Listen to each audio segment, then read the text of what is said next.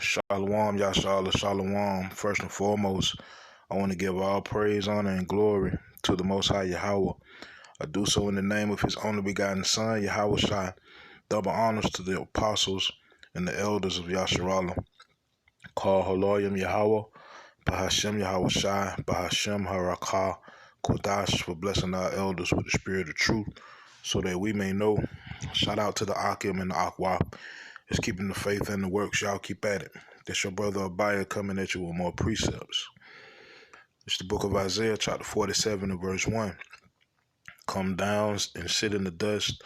O virgin daughter of Babylon, sit on the ground. There is no throne. O daughter of the Chaldeans, for thou shalt no more be called tender and delicate. Take the millstones and grind meal. Uncover thy locks. Make bare the leg. Uncover the thigh. Pass over the rivers. Thy nakedness shall be uncovered, yea, thy shame shall be seen.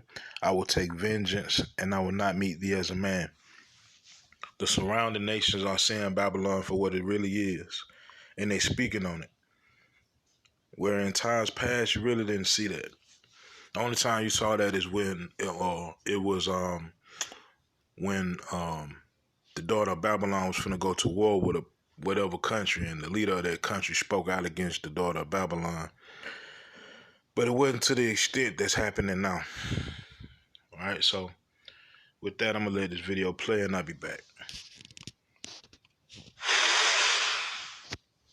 I think what today really is in the crisis are Western liberal democracies themselves. I'm not blaming one side or the other here. That there is a level of, in civil society, outside state politics, of dissatisfaction. But this dissatisfaction, in a very strange way, cannot be translated into political engagement.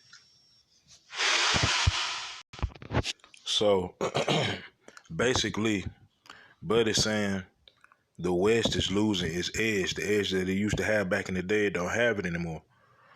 All right, so politically, people or other countries they're not respecting this place like they used to, because so much of this place's schemes and just everything about this place has been put on display since the introduction of the internet. All right, so mainstream news might say one thing or show one thing, but you can go on the internet and see a whole nother side of the story. And 9 times out of 10, the other side of the story is true. Right? And the surrounding nations are seeing this. To be real with you, I remember back in the day, Putin said that Americans are like some of the dumbest people on the planet, because we receive no outside information as it pertains to like your media stations, your CNNs and your Foxes and so forth and so on. They only show one narrative, and the people of America eat it up, and they'll debate you tooth and nail that everything that's being said on the news is actual facts without presenting any other alternative source for that same news story. Right? But like I said, people speaking out on this place, they starting to see it for what it really is. In the West, censorship is much more intelligent in the sense of tricky, in the sense of we are censored while we are not even aware of how we are censored. And because we experience ourselves as free, you do what you want. But through different, especially digital media, it's not just that what you want to do and what you are doing is registered somewhere, controlled. It is that new forms of digital control manipulate your desires yourself. You see the situation that Biden is now. He promoted some good measures for, I'm talking not about all of his politics, of ecology and so on, but it's quite possible that he will lose the midterm elections, and then United States cannot react. So this is the big task. They are now in practically a state of civil war.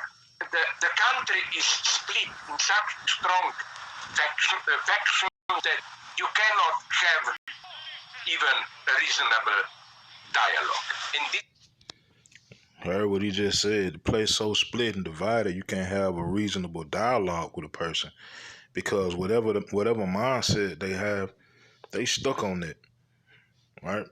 And there is no room for being, like not even to listen to a person speak, present their point, soak in what they speak, and if it's not correct, then you get that correction. People won't even do that, man. Right? This place so divided, but that's all a part of script.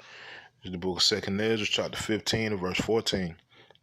It says, "Woe to the world and them that dwell therein, for the sword and their destruction draweth nigh." Right, and that's where we are. The destruction of the sword, the destruction of this place is here. Right? It says, "And one people shall stand up and fight against another, and swords in their hands. For there shall be sedition among men, and invading one another. They shall not regard their kings nor princes, and the course of their actions shall stand in their power. A man shall desire to go into a city and shall not be able, for because of their pride the city shall be troubled." Now, whose pride? All right, that pride is speaking about the wicked. The earth is given into the hand of the wicked. The Most High calls them the proud. They the most proud, right? And they in control. And due to how they run in this place, the city shall be troubled. The houses shall be destroyed, and men shall be afraid. Right? A man shall have no pity upon his neighbor, but shall destroy their houses with the sword, and spoil their goods because of the lack of bread, and for great tribulation. And we can clearly see the lack of bread. Right? It's a shortage. It ain't gonna do nothing but get worse, man. How many times we got to tell you that? It's gonna get worse and worse and worse, because that's how it's written in the scripts. Because this place is falling, right? And also said, and for great tribulation, right? The tribulation is coming with the draconian laws based off of this image of the beast that they trying to, bring forth, and people rebelling against it, right? So some real deal times coming up, man. Some real deal times coming up, but these things must happen, because if these things don't happen, man, and the Most High just allows the wicked to rule, the earth is dead. There's the book of 2 Ezra, chapter 4, and verse 28. It says, "But as concerning the things whereof thou askest me, I will tell thee, for the evil is sown, but the destruction thereof is not yet come." All right, so the evil is sown on this earth, but this place is still here. The wicked still ruling. All right, it says, "If therefore that which is sown be not turned upside down, and if the place where the evil is sown pass not away, then cannot it come that is sown with good." This place has to be destroyed so that the kingdom can come.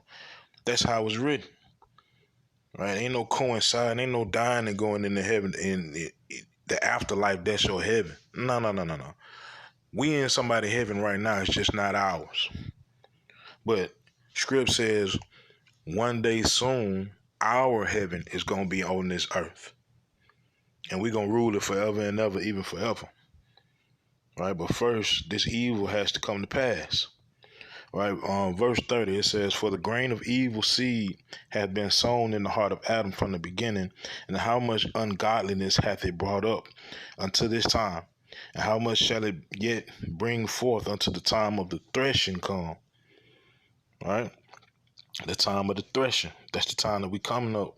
We coming in. Right? And that threshing gonna be something so serious. It's the book of 2 Peter, chapter 3, and verse 10. It says, "But the day of the Lord will come as a thief in the night, in the which the heavens shall pass away with a great noise, and the elements shall melt with fervent heat. The earth also and the works that are therein shall be burned up." All right? That's the ultimate end of the daughter of Babylon. And you got all these prophecies that's coming to pass. You got the build up of World War III. You got the division of kingdom versus kingdom, nation against nation. You got plagues and pestilences. You got earthquakes in diverse places. All of these things happening at the same time. You even got the introduction of the mark of the beast, right? Being introduced to mankind. All of these things are happening at the same time. The only thing that's left, right, to be real, is the full introduction of the MOTB, which is the mark of the beast, full-fledged World War III, right? And boom. Right? So 2 Peter chapter 3 and verse 11. Seeing then that all these things shall be dissolved, what manner of persons ought ye to be in all holy conversations and godliness, looking for and hastening unto the coming of the day of power, wherein the heavens being on fire shall be dissolved, and the elements shall melt with fervent heat. Right? Seeing then that all these things shall be dissolved, what manner of persons ought ye to be? We ought to be trying to be as righteous and good as we possibly can while maintaining faith, because faith is the only thing that's going to help you maintain whatever good works you have.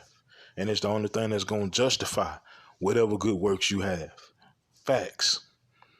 Right? So keep that mindset. Right? And keep the faith, keep the faith, keep the faith, and keep the works. Right? Most High willing, these precepts in this video are edifying. Call Haloyim Yahweh Bahashem Yahweh Shai Bahashem Harakah Kodash. Shalom Yashalom.